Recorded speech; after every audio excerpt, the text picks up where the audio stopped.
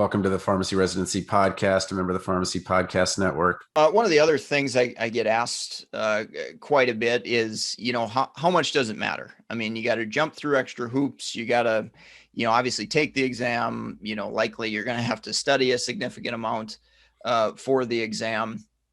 And the way I put it um, to individuals that ask me that is, uh, it's probably isn't the reason that you're going to get a job.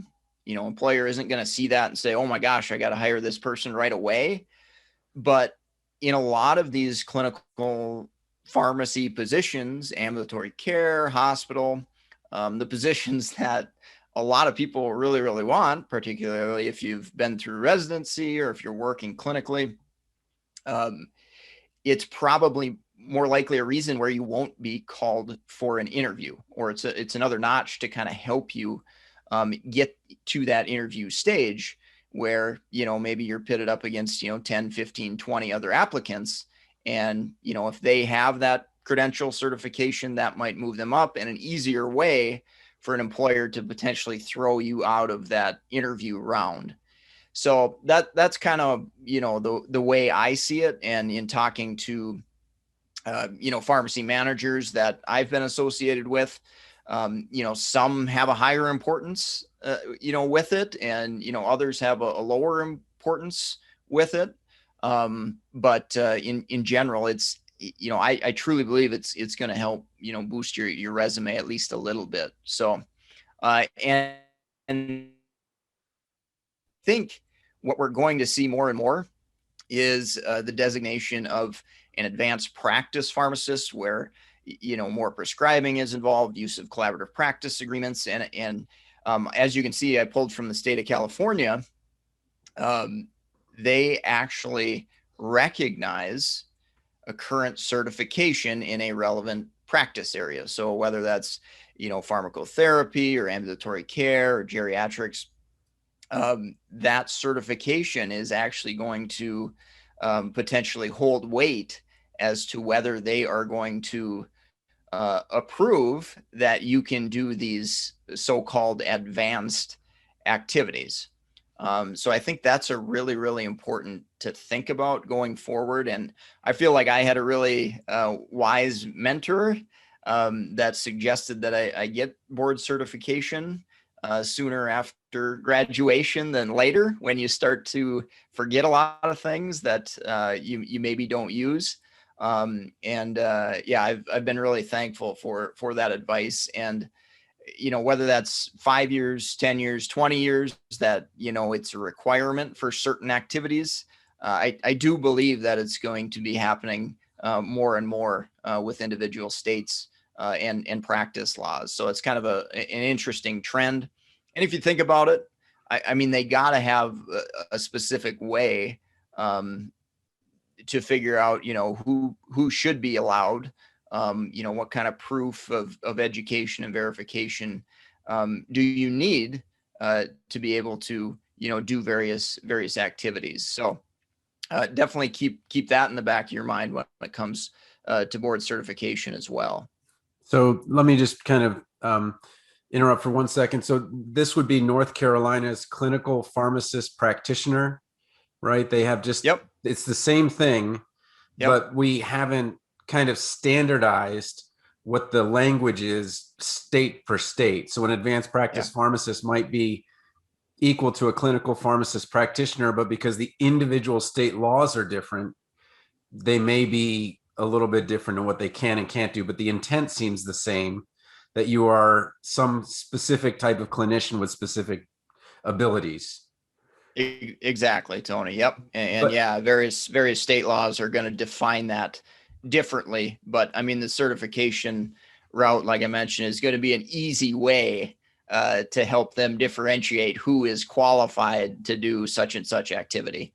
Right. And I guess what I was getting at was, while the states are different in the, advanced practice pharmacist versus clinical pharmacist practitioner, all 50 states acknowledge the BCGP as the, credential for the geriatric pharmacotherapist, or the BCACP for ambulatory care. So I'm just, kind of thinking, if I'm someone who maybe started in one state, residency in a different state, PGY2 in even a different state, this board certification kind of transcends that and is good in all 50 states. Is that right? Yep, for sure, Tony. Yeah, and if you go look at job boards as well, which I pulled a few just to kind of demonstrate, job boards kind of across the nation. You'll see certain certifications either recommended and or required on various usually clinical positions and that type of thing. Okay, thank you. That's really helpful. Other question, definitely how to prepare for the exam. And, this is, there's the first thing that I always tell everybody or ask everybody is, have you looked at the content outline? Okay. So, obviously, I've created content, study materials based upon those content outlines. Those content outlines change. They're an evolving document. Now, usually there's notification and obviously updates to the BPS website. That's the Board of Pharmacy Specialties. But you've got to find that most recent, the current content outline and look through it. I mean, that is by far the best way to start to devise a plan as far as what you're going to study, because the BCPS exam is much different than the geriatric exam. Okay, so very, very important, I think, to look at that first. As far as the exam itself, it's a significant chunk is clinical things, topics, case studies, clinical pearls, quirks with drugs, that type of thing, guidelines. The way I try to dumb it down for people and just, and myself is think about why you would select a medication in a given case scenario. And also on the flip side, understand why you wouldn't want to use a specific medication in a scenario, because in these exams, you're given 4 choices, A, B, C, and D. And so you don't have to create an answer. The answer is on the page, which is a good feeling in a way, maybe. Yeah. But you have to be able to pick things out of the case and say, hey, I wouldn't use this medication for their pain because they've got a history of, GI bleeds or ulcers. I mean, that's a pretty simple one. But you have to be able to recognize that within the case and then find that best answer, because under a given circumstance that changes, or if they changed a couple of facts in that case, you could definitely make the argument of picking one of the other medications that are listed. So they do a great job of writing questions and making the candidate able to pick out the best answer based upon contraindications and those type of things. So that's kind of the way I think about the pharmacotherapy section. I wouldn't, I think people, think guidelines and yes, very, very important. You should, be up to date on what the most recent guidelines are and stuff. But I think candidates definitely have a level of concern that, maybe the exam is going to be more gotcha, type of thing. Mm-hmm. Like, what's the name of this trial, or what's the name of, or what's the, maximum dose of some obscure drug. And, overall, I think in general, in my experience, they don't, really tend to do that too much. And I think that's one place where people go astray in studying, is trying to, memorize every single, clinical trial and, why this drug was better than this drug and that type of thing, versus just recognizing, guideline-based therapy, recognizing adverse effects, drug interactions, contraindications, and reasons why or why not that you would actually pick that medication, in a brief case scenario type of thing. So Yeah, I think you guys have any questions, comments on kind of the pharmacotherapy portion of it? Well, I was thinking about you had this this is back July of last year, I think. You had this medication recommendations webinar, Yep. and I feel like there's kind of a you do want to study the questions and you do want to, do that kind of preparation, but I almost kind of like that as an adjunct that maybe you could talk a little bit about making recommendations. You've probably made thousands in your career, Yeah. but as using medication recommendations as kind of a way to learn, because you're going to find that two people make the recommendation and the way that someone does it makes one accepted and one not, even though there was the exact same patient situation and so forth. And I just feel like, you put that, at the teaching level, so if you're teaching something or you're making those recommendations, you tend to remember it. And I think with such a vast amount of knowledge, can you talk just a little bit about it? Because I remember the webinars, like 15 or 20 different things that Yep. you could use: SOAP note, El Paso note, those types of things. Yep. And I like to call, basically what you're talking about is clinical reasoning, like Okay. the Yeah. thought process to get to the best drug possible. And you need to know facts and you need to understand guidelines and adverse effects and all that stuff. But you do have to understand kind of a process, and certainly residency and experience can help with the development of that thought process. And a lot of times, whether it's real life or on an exam, we'll have to prioritize things. And I think, challenging yourself and putting yourself in different clinical experiences and scenarios and being asked and challenged that way, that can really do a lot where, on the exam portion of it, maybe you don't know the exact correct answer, but if you've got a good thought process, you might be able to easily exclude a couple answers. And then all of a sudden, you might not remember the guideline, but it's like, okay, well, I know it's not these two, but now all of a sudden you've got a 50-50 shot of at least getting that difficult question right. And so, yeah, that clinical reasoning and justification for why you would select a medication, if you can kind of develop that thought process, that will definitely help you on the exam as well. So Okay. no, it's very, very good point, Tony. Okay. JC, what about you? I don't think I have any exact questions about that yet. Maybe in the future, though. Yeah. Okay. All right. Yep. Keep it rolling. Okay. So, I think it's everywhere. If you go, Google search, whatever, particularly for BCPS, the pharmacotherapy exam, but also for a lot of the other exams, including ambulatory care and geriatrics, there is a big chunk of what I would consider non-medication disease state related questions. And you absolutely have to study for these sections. And I would say, as a percentage, as a proportion, I would study these areas in a greater proportion than I would some of the pharmacotherapy stuff. Wow. Okay. That's kind of a surprise to me. Yeah, I was surprised when I took, I guess both BCGP and BCPS exams, how much is on there. But, these exams are 175 to 200 questions.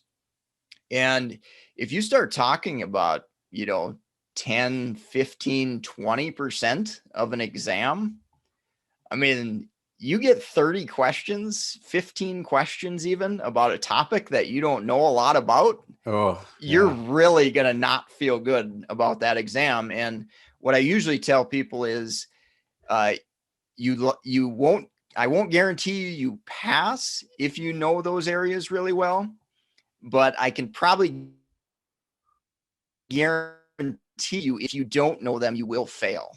So statistics and regulatory topics are really, really critical to understand. And there's variations of kind of what to cover. So for instance, BCPS, that's more heavily focused on hospital, joint commission related things like that. Now, ambulatory care, that's going to be more surrounding maybe ambulatory care billing codes, for example. That may show up on the exam. But there again, it goes back to the content outline and making sure that you know a lot of the terms, the terminology, the organizations, as well as obviously the statistics side of things there too. So again, go back, check out that content outline and make sure you're prepared for that stuff. Awesome.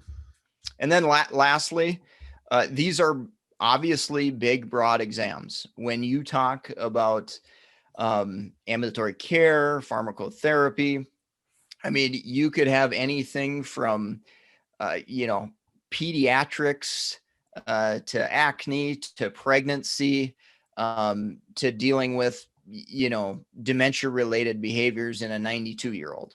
Okay. And so it's a huge, huge spectrum. So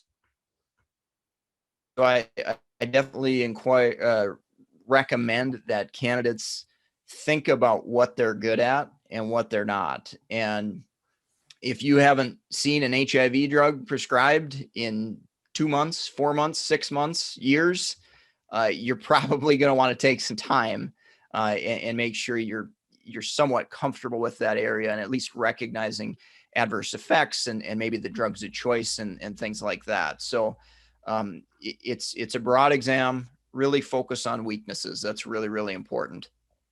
CPS and BCGP. What would you recommend? Because I mean, many residents are at VAs.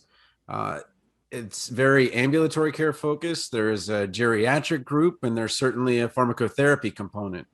While triple certification, great, whatever. But is there an order that you would pick for that? Yeah, I ended up doing my geriatric one first, and then kind of as I progressed another year or two in my career, I did recognize that it might pigeonhole me a little bit, and so I was like, while this content in my head, education is still fairly fresh from being in school. I was like, I probably should just get my BCPS exam just in case down the road I want to do something different or that type of thing. So with that being said, if you're not 100% sure where you want to be, what your end goal is, BCPS is where I would generally steer people towards first. If ambulatory care is the goal, I'd steer you towards the MTM or, ambulatory care certification. And, from there, your career is probably going to evolve. But BCPS is probably the first one I would recommend. And as we get to, talking about numbers of applicants and, how many are BCPS versus ambulatory care versus geriatrics, there's a much, much greater percentage of pharmacists that are BCPS versus any other certification. And I think that's because it's a little bit more of a broad umbrella in that situation. And I think it helps candidates a little bit more kind of not be absolutely pigeonholed. For instance, if you get that ambulatory care certification or MTM certification and you want to go into the hospital side of things, that gets a little bit more challenging and doesn't, make a lot of sense maybe to an employer. Okay. That does make a lot of sense. All right. Oh, jobs. All right. Awesome. Yeah. that would have been my next question, but yeah, awesome. my lead in, I kind of alluded to it a little bit. So I just went online and just, simple Google search, United States clinical pharmacy jobs. And, many of the listings, they want experience,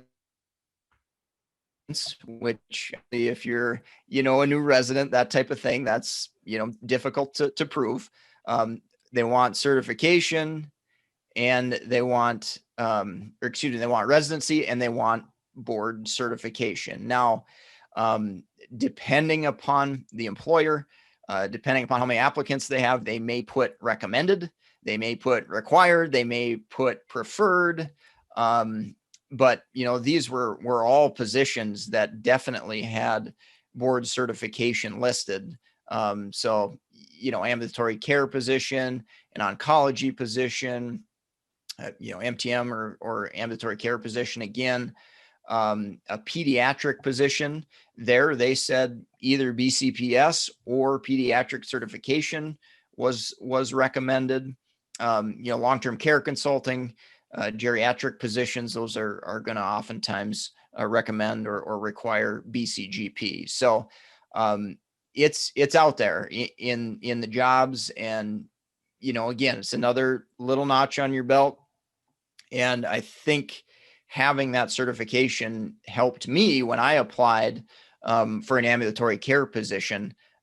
Especially, I don't have a residency, but I think just having that certification demonstrated that, hey, I go above and beyond. I care about what I do, and I definitely think it helped me at least get in front of the employer for that interview. Yeah, my roofer joked about that. He's like, I might not have a degree, but I can fix your roof. It's like, all right. Yeah. Because I fixed your neighbor's roof, and I was like, all right, well, hey, go on out there. Yep, exactly. Unfortunately, with employers, work, 6 months out. Unfortunately, with the employers, you kind of got to prove it usually on paper before they're going to chat with you. Okay, unfortunately, okay. But again, it does depend upon the position. Maybe there's only 3 to 5 people applying or something, but in this day and age, in current job market, it seems like it's a lot more in most situations. So, sure. I was going to get a little bit into the specific exams, and I started with medication therapy management certification because it is a bit of an odd duck. In that this one is new, and people ask me, what's the difference between this one and essentially the ambulatory care one? Well, my best answer is they're done by different organizations. Okay. They're very similar. I would say, a couple of the advantages of the BCMTMS is that it's a little bit less expensive on the fee, the test application. They are credentialed, I believe, but it is newer. Within the last, I think, 2 to 4 years, they developed this certification and the exam, the accompanying exam. That's really new to go with it. Yeah, it definitely is a little bit newer and that type of thing.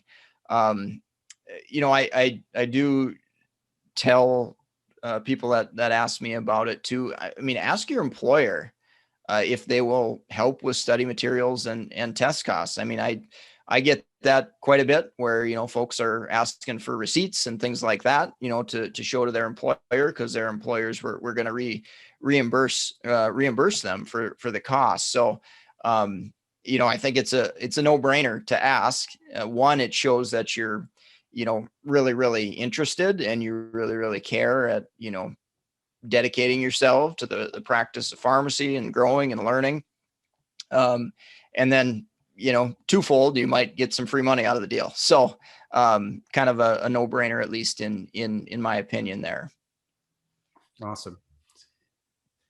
This exam is slightly different than the other the other BPS exams. So there's 2 organizations, the National Board of Medication Therapy Management, and then BPS, which is the Board of Pharmacy Specialties. So the National Board of Medication Therapy Management, they have this one exam, this one certification, and that is it. BPS, Board of Pharmacy Specialties, they have all the other host of, cardiology, geriatrics, pharmacotherapy, and so on, the big, huge list, which I'll get to. One other advantage, it's a little easier as far as eligibility criteria typically goes. The pass rate is a little bit better, at least historically, for BC MTMS compared to ambulatory care, which is much more difficult, or historically has been. Larger amount of testing windows as well with this exam, but exact same format as the BPS exams, where it's, question, 4 choices, and only one of those choices is correct. Okay. And then content outline. So in this exam, the BCMTMS exam, it's 62% pharmacotherapy. They've also added in a pharmacogenomics category under this. Documentation and billing, patient care advocacy. And again, go look at that content outline, because they break down certain things and tasks and terminology that they want you to know. Now, obviously in our study materials, we went through the content outlines and tried to cover all that. But just for your purposes, if you're using something else to study or whatever, be sure you go look at that content outline. It's a no-brainer, and I'm surprised at how many people don't do that. Well, the first time they look at it, the second time. Exactly. Yeah, after you take it, and then you're like, God, where did that come from on the exam? And like, oh, they did mention that in the content outline, I guess. So, oh man, yeah, I guess I better go back and study that. So, okay. So yeah, National Board of Medication Therapy Management.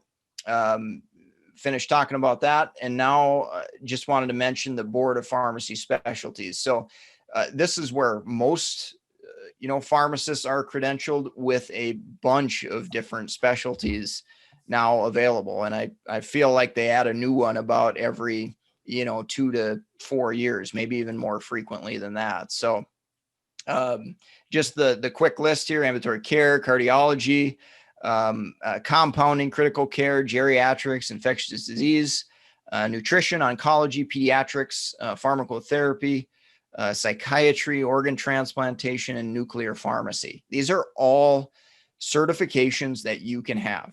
So if you want to work, clinical transplant pharmacy, you're probably going to want to get the transplant certification. It can really help, kind of bolster your resume. And obviously, give you a little bit of credibility that way, that you actually do know what you're doing and potentially do have some experience there. I want to highlight pharmacotherapy. That is by far the most common exam that people take. Ambulatory care is second. It's probably, I want to say, a third or a fourth of what the number of people that take pharmacotherapy, if that gives you a little sense. And I've got some numbers coming up here that I can tell you about too. And then after ambulatory care, then it's kind of critical care, geriatrics, and oncology. Those are kind of the next 3 typically, as far as how many candidates per testing period take that exam. Okay. And so just if you want the numbers, they actually have them posted on the BPS website. And so, for example, in the fall of 2020, approximately 2,600 candidates took BCPS. Compare that to ambulatory care, we had about 700. Again, next closest were critical care, BCGP, and oncology were kind of some of the next ones, and then infectious disease maybe as well there. So, various numbers on those. And again, this is just for fall, so this isn't an annual number. Okay. There's two testing periods. There's a spring testing period, and there's a fall testing period for the BPS exams. Compare that to the medication therapy management certification. They do have 4 testing periods. So you got a little bit more flexibility with that MTM certification there. So I'm just trying to compare this to the number of actual residents there are in a year, because I think Sure. there are about 4,000 PGY1s and about 1,000 PGY2s. So it looks like almost every, because you can get multiple certifications. I guess this makes Yep. sense, but it looks like almost every residency trained person will kind of choose one. And if it's not BCPS or BCACP, one of the others. But it seems like almost every residency, there's probably a certification for each residency graduate, I guess is what I'm saying. It Yep. seems Yep. like about It's that. it's it's probably pretty close to that. And um, I have had requests and done some, basically one-on-one sessions where individuals actually wanted to kind of speak with me and develop a session.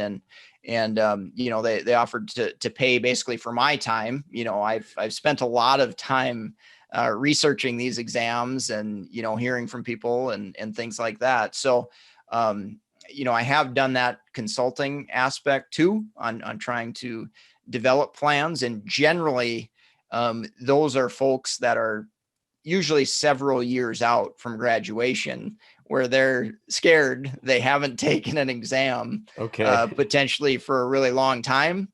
And so they're really, really concerned that their skill set and knowledge bank isn't going to be as fresh and as relevant as maybe somebody that has graduated, particularly in areas where they maybe don't have recent experience in those type of situations. So I did mention that the MTM exam certification does have generally a higher pass rate.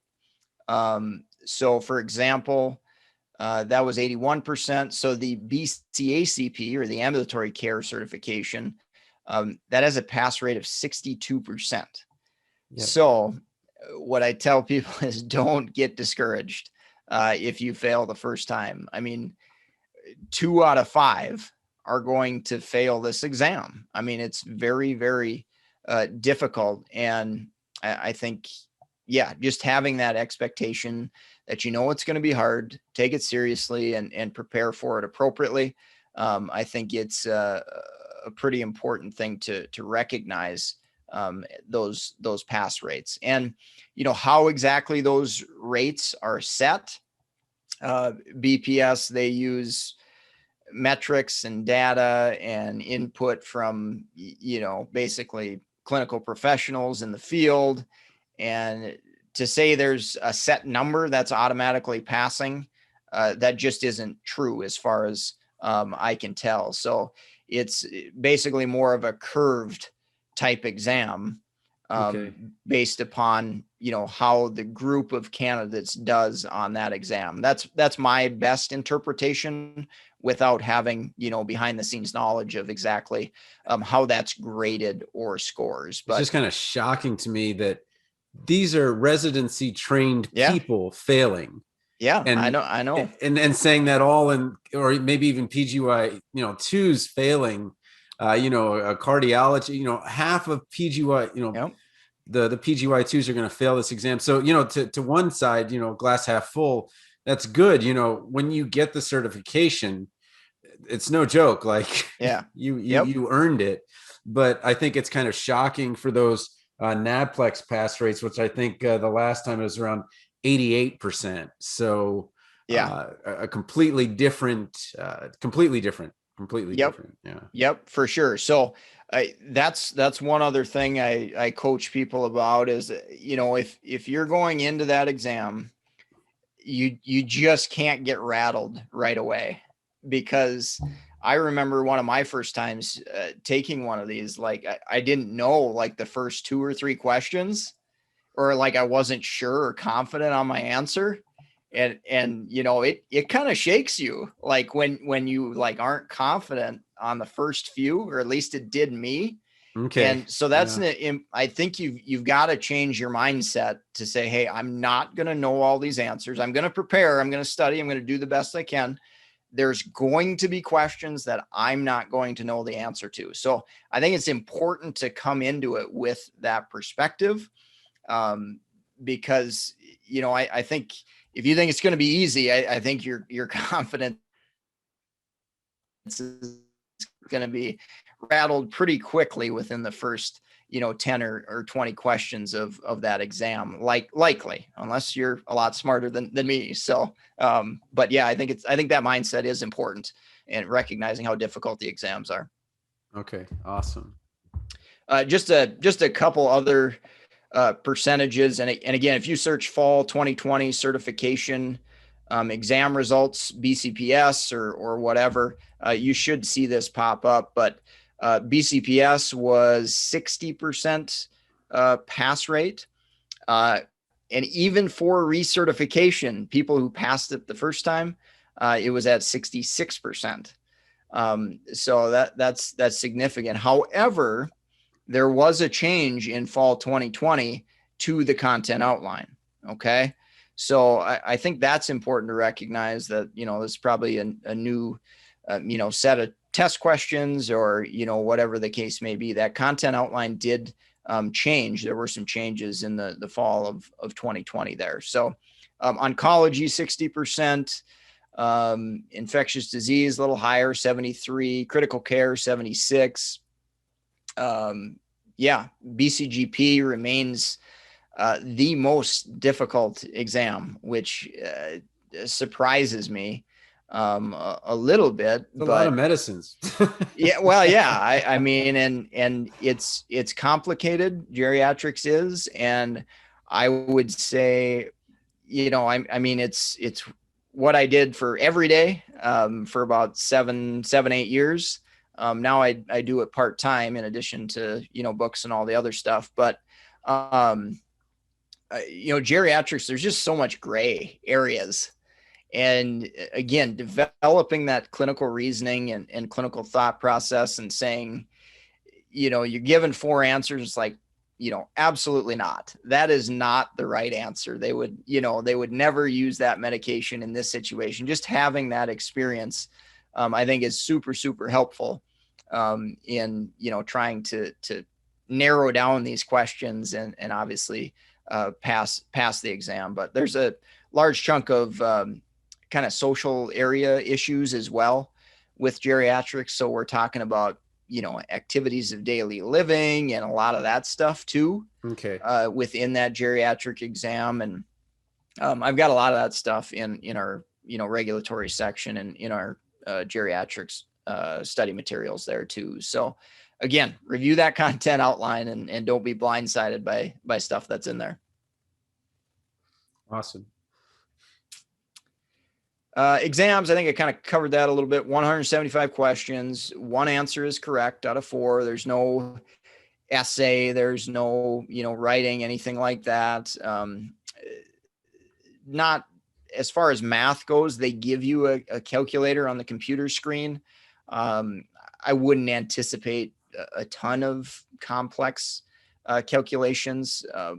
Full disclosure, I'm not very well versed in like the compounding exam. However, something like that, there may be a lot more calculations and stuff. That's definitely not an area of expertise for me specifically, but on your, general ones, your geriatrics and pharmacotherapy, it's more of a, clinical application, medication selection type exam than, calculating a trough and peak and, doing a lot of kinetics questions or something like that. So, okay. Yeah. And, with that content outline, statistics, regulatory, we kind of talked about that already there. Some other frequently asked questions. Am I eligible? So again, go search your exam that you want to take, look at the eligibility criteria. And so, for example, they say BCPS, 3 years experience with 50% of the work within the content outline domains for that exam.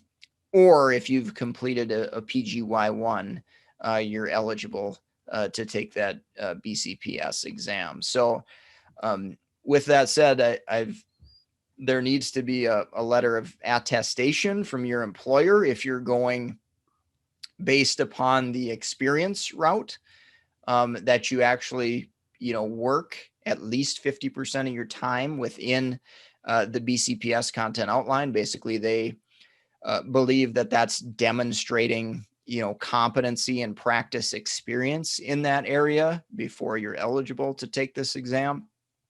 And you're going to see that in, pediatrics and every other certification exam. They're going to require some sort of experience. And I haven't, knock on wood, seen too many issues with any employer, refusing to sign it or, something like that. But, keep in mind, if you're, working in a long-term care pharmacy and you want your employer to sign off that, you're going to take the pediatric exam, it's like, okay, they might pause and say, hey, we don't really do that here. So I'm not comfortable signing that for sure. So, so definitely, work with your employer if you're going the experience route, and check out the eligibility criteria. And both the BCMTMS and the other certification exams at BPS website, they both have been very good when I have asked questions in the past. So they're good at responding usually within a couple of days as far as an email goes, that type of things, if you're not sure on eligibility. Because I do get a lot of foreign graduates that reach out and say, hey, can I take this exam? Am I eligible to try to get certified? And a lot of times, they have different rules for different countries, which again, I don't keep track of every country and who's eligible and who's not. But I will say the websites have been very good at getting back to people. At least that's been my experience. And I know from personal experience, my wife did PGY1 in community, then did BCGP, and I didn't realize she passed the hardest board certification that she had. So I'm, kudos to her for that. But anything about like maybe and so I'm assuming it has to be one of those accredited ones, because I know some of the managed cares are not. I know some of the communities have kind of gone with a little bit of a different type of accreditation. North Carolina is part of that. I think there's an Arkansas one that's part of that. Any issues with PGY1's type of PGY1 that you've seen? I haven't seen too much for issues on that. Are you talking specifically on BCPS? No, I was just kind of wondering, because I know a lot of those that do community kind of still maybe have their heart in getting into a hospital eventually, and just wanted to make sure that wasn't a barrier. But if my wife took BCGP, I'm assuming that BCPS, BCGP, they take both. But I just that PGY1, I could look more into it. Yeah. I think as far as if you've done a PGY1, I believe, they don't necessarily differentiate like, yes, this is a more hospital based, so you can take BCPS. Okay. And this is, more community. So, oh, nope, you can't take BCPS. So I think at the end of the day, I mean, I think their goal is to create certified competent pharmacists. And, I don't think, unless it's an egregious example, like the one I provided, geriatrics versus pediatrics, I haven't seen them getting too big an issue about rejecting applicants or anything like that. So, again, feel free to email me if you're listening to this and you're one of the examples out there that has been rejected for a certain reason, and we could try to troubleshoot or email them or whatever and figure out what the scoop is there. But by and large, I haven't come across too many people that have had issues with that. Okay. And then you mentioned how common it is for someone to be board certified, though it seems like it is kind of the thing now. Yep. So BPS, this was back in 2018. 10% of all registered pharmacists were board certified. And I would guess it's probably in the range of 15 to 20% at this point. Maybe that's a little high, but certainly, as you could see by the numbers that took it in fall, 4,000, 4 to 6,000 probably took a certification in the fall there. So that number is obviously growing at a pretty quick rate. Okay. And yeah, if you do the math on that, Tony, I mean, if you say all new graduates, what percentage, what is there, 14,000 ish graduates, 15,000 per year? Yeah. It's down to about 14,000 now. And it's going to hold steady for the next 2 or 3 years. The percentages there's actually been kind of a leveling where that significant drop in applicants is no longer the case, but attrition has been an issue where now students are maybe struggling a little bit more with this. I think the acceptance rate is right around 83% right now to pharmacy schools. So taking a little bit more of a chance on a little bit more people, and then that's going to make it a little bit tougher. And then the cost has been kind of prohibitive for people, but no, we're holding right around that 14,000 mark.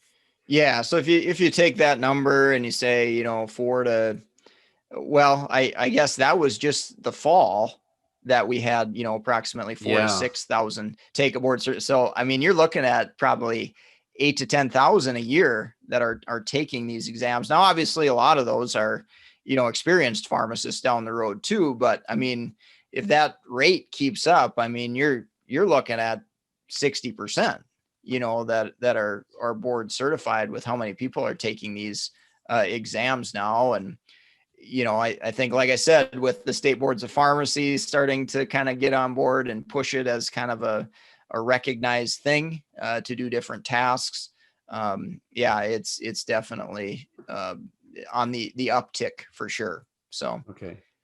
Barriers a little bit, cost, it's slightly more expensive for all of these exams compared to the MTM exam. It's $600 to sit for it. Keep in mind, there is a significant percentage that fail and have to retake. I believe I believe the retake is 300, if I recall correctly there. So I tell candidates, try to be prepared the first time and save yourself some time and money later for sure. So, employer verification. I talked about this earlier, but that was effective as of January 1st, 2019. You do not, I believe you do not have to have employer verification for recertification, but you do have to have it for your initial certification. And again, you can, for recertification, you can do the CE, which a lot of people do, or you can retake the exam. I kind of found it burdensome to keep track of CE for 2 different board certifications. So I take my chances and I take the exams, and obviously it helps me. I've always been one that kind of needed a stimulus to make sure I'm studying and preparing too. So I think that helps me every so often prepare and re-up and make sure I'm practicing to the best of my ability too there. So, but again, the employer verification, that is relatively new as of 2019, rather than just taking candidates' words for it, that they're practicing in those specific areas to be able to apply and be eligible for their specific exam. Okay. Is that recertification that you were talking about, is it 7 years for all exams, or does it differ per exam? I believe it is 7 for all exams. The exception being the MTM certification. I believe that is 5 years. Okay, thank you. Yeah, good question. Yeah, no, I appreciate you, going through all this. I think it's certainly maybe the timeline is the one thing I wanted. Could you go to your MedEd 101 website? That would just kind of be a good visual and just kind of give us the okay, thanks.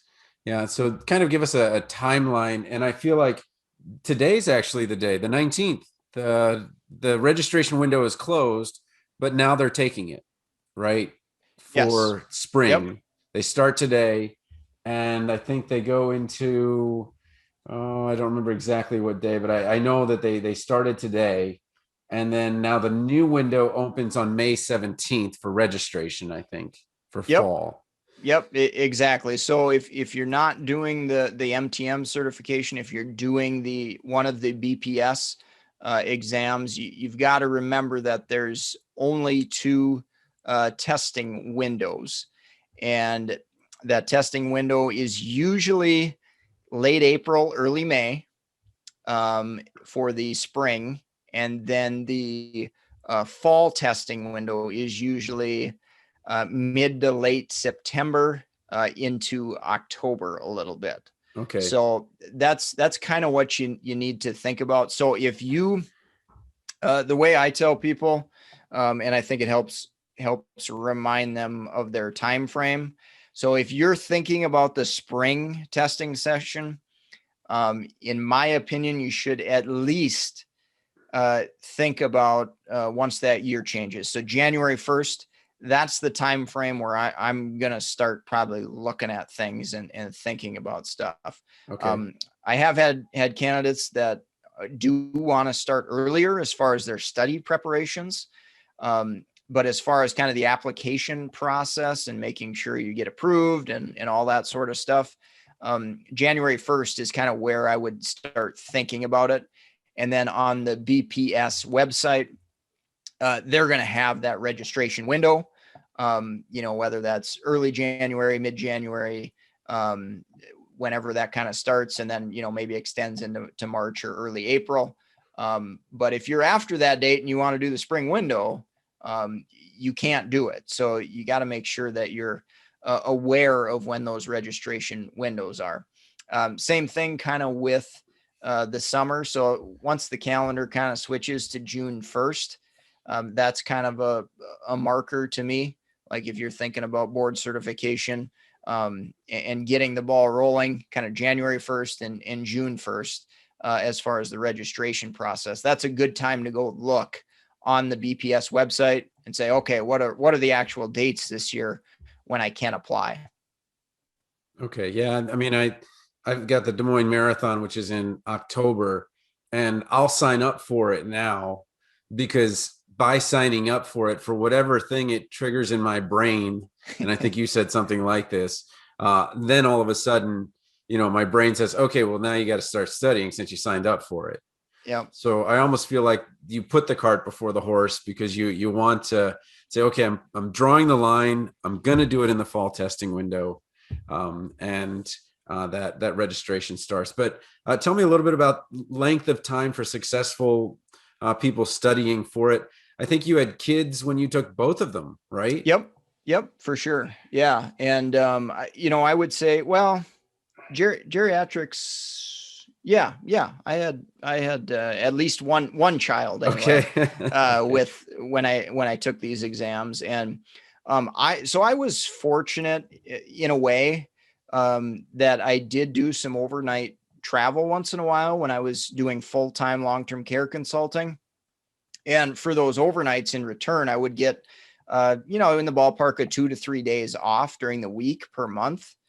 And so those were days that I really, really hit it hard. And I studied a lot on those days. So, it's really going to vary based upon your schedule.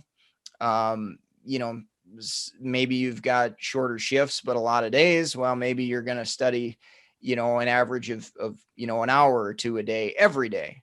So there again, you're going to want to think about what you have going on and, when realistically, you're going to have time to sit down and focus and prepare. I would say the majority of candidates that I have spoken with, that I've helped out, are in the 3 to 6 month window for the Okay. preparation time frame. If you're out of school for a long time, working in potentially a very specialized area, and you want to take a broad exam like geriatrics or pharmacotherapy or ambulatory care that covers a lot of topics, I would say start probably earlier than that. Okay. So that's kind of my guide and suggestion anyway. But there again, I mean, if you're working part-time, and your lifestyle and you're fine with that and you're eligible for one of the exams, you've probably got a lot more time to dedicate to studying, if you kind of choose to do so. And obviously your home life allows that too. So it's not going to be one size fits all like anything. But I would say at least 3 months is what I would plan as far as those initial preparations. I would say 5 or 6 months is probably ideal to really, start getting your game plan together and start to get moving, particularly on areas of weakness and areas of the content outline that you feel you need to beef up a little bit. Okay. So when do those residency graduates that are graduating in, gosh, it's 2 months, May, June, July, right? July Yep. 1st. So May, June. Yeah. So when do those graduates usually take it? Do they take the spring as they're in residency, or do they take the fall after they've graduated? So, Or do they have to take the fall because they need to yeah, have graduated? my understanding is you cannot apply to take the exam until you've successfully completed your Okay. PGY1. Okay. I might have to double check the terminology on that. Okay. But in residents I've chatted with, it's typically been that they've taken it in the fall. Okay. That makes sense. So there again, yeah, you do need to have, I believe, the PGY1 completed before you can And then for apply PGY2, I guess take the exam. it might be a little bit different, but that's a much smaller subset. And yeah, because somebody doing cardiology, for example, maybe they would try to take it in the spring window because they would be finishing up their thing. And you're looking at it now. Okay. And it's got an asterisk, of course. At BCPS, 3 years of practice experience or completion of a PGY1 residency. Okay. So and then, yes, you actually have to prove completion before you can apply to take the exam. So that's going to kick people to the fall, like you mentioned. Okay, that helps. And then, but for the specialties like cardiology, it looks like they'd be able to take in the spring of their, cardiology PGY2 or something like that. Or if they're really bold, take it in the fall. But that would be quite bold to do something like that. But all right, cool. All right, anything else that maybe we missed? I don't think we talked about your website. Maybe just at least give us the web address. We saw it, but the meded101.com. Yep. meded101.com. If you just kind of hover over the pharmacist tab there. I don't have study materials for every board exam. Okay. Just the ones that I feel like I have a good competency in, and obviously I've had some people help create content as well, just to make sure we're reputable and all that good stuff. But I've got content for the BCPS exam, the geriatric exam, ambulatory care, and the medication therapy management. I've got some Naplex content as well on rxgrad.com. But like you had mentioned, the clinical reasoning side of things. So it was under professional, maybe it was under professional development, or the materials. Yeah. Yep. If you're just looking for some, quick read education, that type of thing, or audible books as well. Pharmacotherapy. Yeah. Or the thrill of the case. Love that title still. Yep. Pharmacotherapy, thrill of the case. And then I've got a drug interaction book as well. And in those books, I talk a lot about clinical reasoning and just kind of the thought process when you're given a situation. How severe is this situation? Do we need to do something quickly? Can it wait? And all those types of things, just with different laid out scenarios and things like that. So probably the easiest way, just for the podcast purpose, everything I've got available that you're able to purchase. meded101.com/store, STORE. Okay. That's got everything on it that I've put out, whether it's an Amazon book, Audible, or the study materials for various exams and certifications. Okay. All right. Well, thanks so much for being on the Pharmacy Residency Podcast.